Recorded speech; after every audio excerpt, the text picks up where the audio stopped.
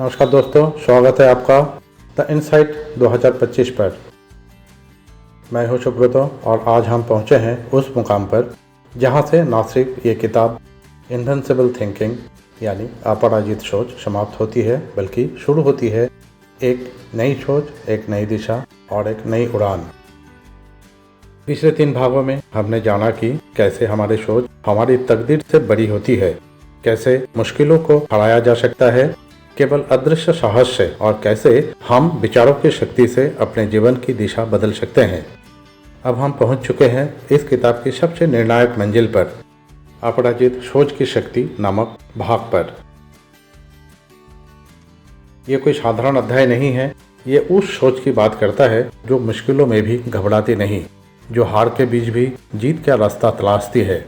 ये हमें सिखाता है कि जीतने की सोच क्या होती है और कैसे उसे अपनी जिंदगी की धड़कनों में उतारा जाए। ये हिस्सा हमें सिर्फ सोचने के लिए नहीं, बल्कि उठ खड़े होने, आगे बढ़ने और एक अविजयी जीवन जीने के लिए तैयार करता है।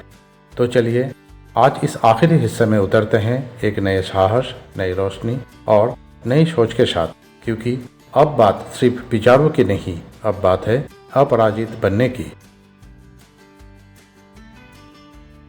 भाग 4 शीर्षक अपराजित सोच की शक्ति।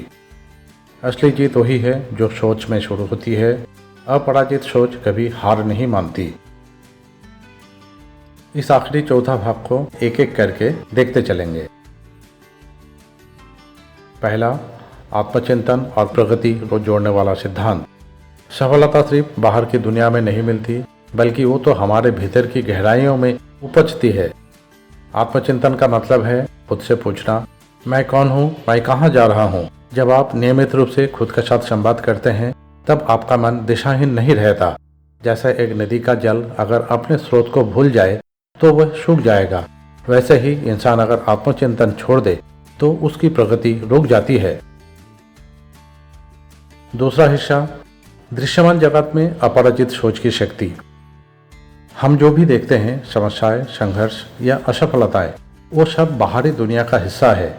लेकिन अपराजित सोच एक अदृश्य शक्ति है जो इस दृश्य संसार को बदल सकती है। जब थॉमस एडिसन ने 1000 बार विफल होकर भी हार नहीं मानी, तो वो अपराजित सोच थी।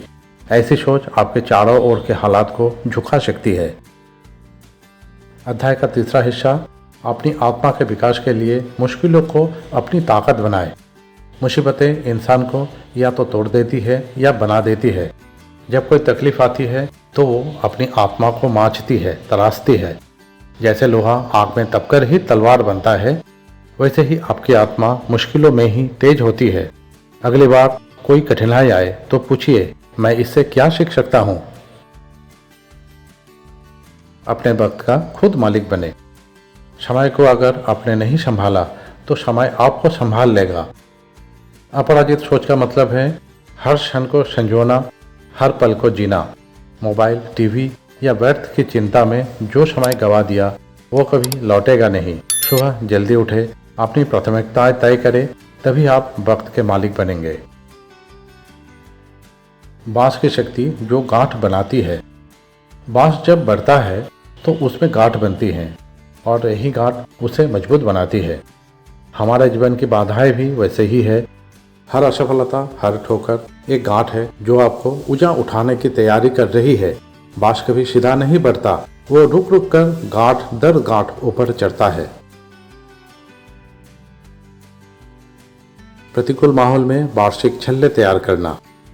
पेड़ की छाल में जो रिंग्स बनते हैं वो बताते हैं कि वो साल कैसे बीता, सूखा पड़ा या बारिश हुई, लेकिन हर साल एक रिंग जरूर बनती है। जीवन भी ऐसा ही है।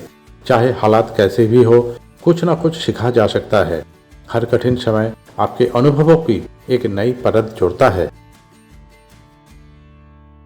लंबी दूरी के धावक के समान सोचे। जिंदगी कोई 100 मीटर की रेस नहीं, ये एक मैराथन है। जब हम छोटी छोटी असफलताओं से टूट जाते हैं तो हम दूरदृष्टि खो बैठते हैं। एक लंबी दूरी का धावक रुकता नहीं, चाहे रास्ते में कितनी भी थकान हो। अपराजित सोच वही है जो थक कर भी चलता है, क्योंकि मंजिल अभी बाकी है। अब हम संचित प्रभाव के बारे में जानेंगे। आपका आज का सोच, शब्द और व्यवहार आने वाले समय पर असर डालता है। ये संचित प्रभाव है। जैसे एक बीज आज बोया जाए तो फल आने में समय लगता है, वैसे ही आपकी आज की सोच भविष्य गढ़ती है। इसलिए सोच समझकर बोले, सोचे और कार्य करें। ये आपका भावी भविष्य बना सकता है। भाग्य का इंतजार करने के बजाय अगला कदम उठाए। बहुत लोग बैठकर सोचते रहते हैं कब मेरा समय आएगा, लेकिन अपराजित सोच कहती है चलो मैं ही समय बना देता हूँ। जो इंसान पहला कदम उठाता है उसी के पीछे दुनिया चलती है। भाग्य की प्रतीक्षा मत कीजिए, उसे सक्रिय बनाइए। जब जिंदगी शांत हो तो उसे व्यर्थ ना जाने दे। उस समय में प्रेम, सहयोग और करुणा के बीज बोए। जो लोग मुश्किल समय में मदद को आगे आते हैं उन्हें दुनिया नहीं भूलती। जीवन में जो अपराजय बनते हैं वे सिर्फ ताकतवर नहीं होते, वे करुणामय भी होते हैं। संतोष अच्छा है लेकिन ठहराव नहीं।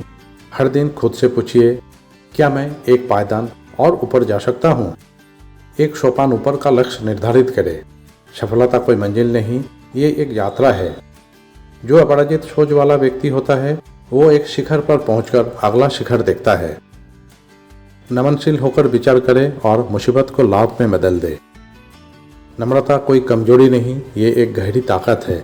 जब हम अहंकार छोड़कर हालात को समझते हैं तो मुसीबत भी हमें रास्ता दिखाती है। पानी भी पत्थर को काट देता है अपनी लचीलापन और धैर्य के कारण। सोच को झुका लीजिए, सफलता खुद झुक जाएगी। हर दिन एक जीत है। समय पर उठना, काम पूरा करना, किसी की मदद करना, ये छोटी सफलताएं बड़ी जीत की ओर ले जा सकती है।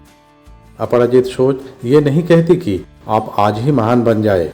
वो कहती है रोज थोड़ा बेहतर बनो, रोज थोड़ा और मुस्कुराओ।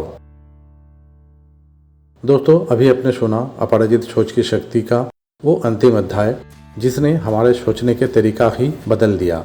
इस किताब ने हमें सिखाया कि असली ताकत बाहरी परिस्थितियों से नहीं, हमारे भीतर से आती है। कठिनाइयाँ चाहे जितनी भी हो, अगर हमारी सोच अधिक है तो कोई भी तूफान हमें डिगा नहीं सकता। हमने सीखा कि बांस की गांठ भी उसकी मजबूती का कारण होती है। वक्त को पकड़ना एक कला है और सबसे बड़ी बात, भाग्य का इंतजार मत करें, अगला कदम खुद ही उठाए। इनविंसिबल थिंकिंग यानी अपराजित सोच सिर्फ एक किताब नहीं थी, ये एक आईना था जिसने हमें हमारी असली शक्ल दिखाई।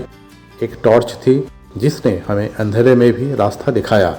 एक आवाज़ थी जिसने कहा तुम हारने के लिए नहीं, जीतने के लिए पैदा हुए हो। लेकिन दोस्तों, यात्रा यही खत्म नहीं होती। जैसे ही ये किताब पूरी हुई है, हम एक और जीवन परिवर्तनकारी पुस्तक लेकर आ रहे हैं। एक ऐसी किताब जो सिर्फ सोच नहीं, पूरी जिंदगी की दिशा बदल सकती है। अगले एपिसोड में हम शुरू करेंगे एक नई किताब, जहां होंगे नए सवाल, नए उत्तर और एक नई रोशनी। तो जुड़े रहिए, क्योंकि द इनसाइट का संदेश दिल में उतरती है। अगर आपको यह यात्रा पसंद आई हो तो इस वीडियो को लाइक करें, कमेंट में बताएं कि इस किताब का कौन सा हिस्सा आपके दिल को छू गया। और हाँ, चैनल को सब्सक्राइब जरूर करें, क्योंकि अगला कदम आपके जीवन का अगला बड़ा मोड़ बन सकता है। खुश रहे, स्वस्थ रहे, परिवार का खूब ख्याल करें। मिलते हैं अगले वीडियो में। धन्यवाद।